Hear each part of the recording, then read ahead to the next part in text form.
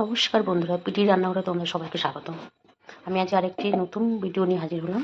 মটরশুঁটির পরাঠা। দেখুন, আমি শুধু মটরশুঁটি পেস্ট করে নেব।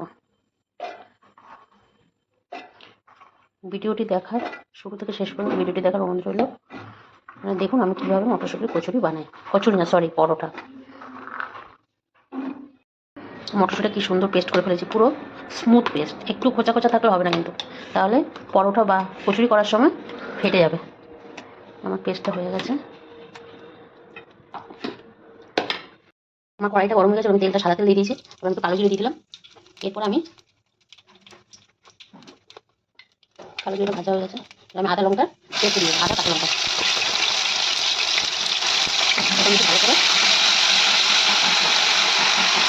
ভালো করে ভেজে নেব।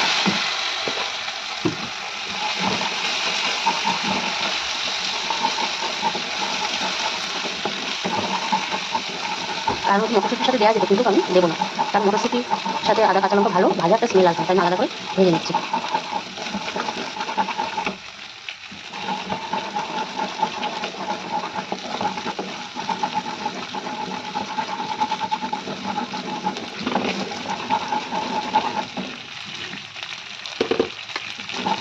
আদা কাঁচা লঙ্কাটা ভাজা হয়ে গেছে, সুন্দর একটা স্মেল আসছে। এবার আমি দিয়ে দেবো পেস্ট করা মটরশুটিটা।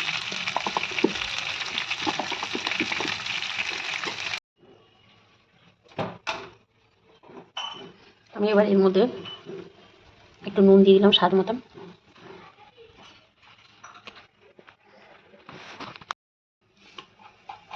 এর মধ্যে আমি নুন দিয়ে দিয়েছি স্বাদ মতন। এবার আমি কিছুটা চিনি দিয়ে দেবো।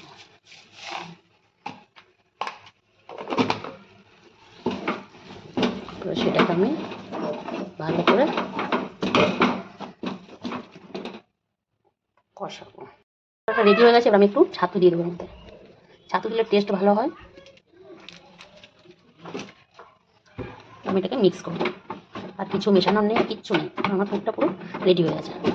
একটু নেড়ে চেড়ে নামিয়ে দেবো। আমি পরোটার জন্য আটা নিয়ে নিয়েছি, কারণ আমরা ময়দা খাই না। আমি দিয়ে দেবো চিনি,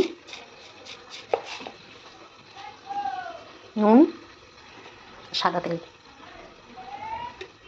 আমি এটাকে ভালো করে মিক্স করবো।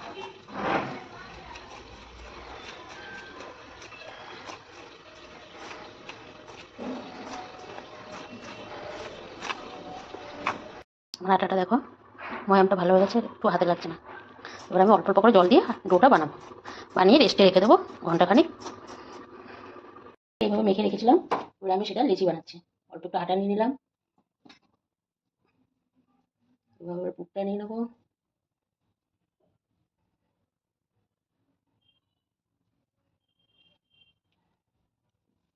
এভাবে আমি এবার বেলে নেবো পরোটা।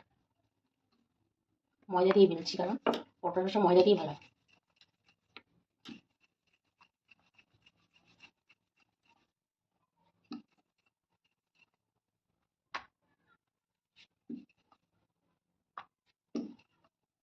তেল দেওয়া ছাড়া পরোটাগুলো কেমন ফুলছে। সাদা তেল দিচ্ছি, আপনারা চাইলে। এত ফুটেছে, দেখুন দেখুন একটু দেখুন।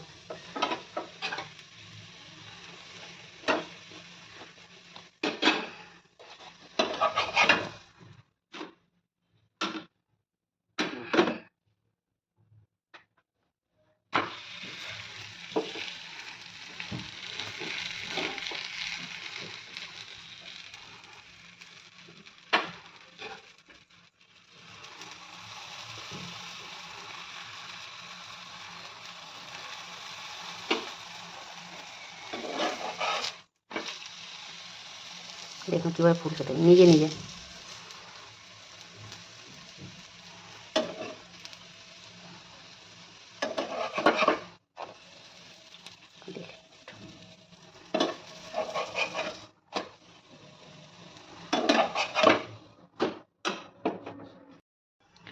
আমার পুরো শেষ হয়ে গেছে আজকের এই রেসিপিটা, মাটনের পরাঠা। আপনাদের এই ভিডিওটা কেমন লাগলো আপনারা অবশ্যই জানাবেন। ভালো লাগলে আমার চ্যানেলটিকে সাবস্ক্রাইব করে দেবেন, পাশে থাকা বেল আইকনটা অবশ্যই প্রেস করে দেবেন। সকলকে জানাই ধন্যবাদ, থ্যাংক ইউ। সবাই ভালো থাকবেন, সুস্থ থাকবেন।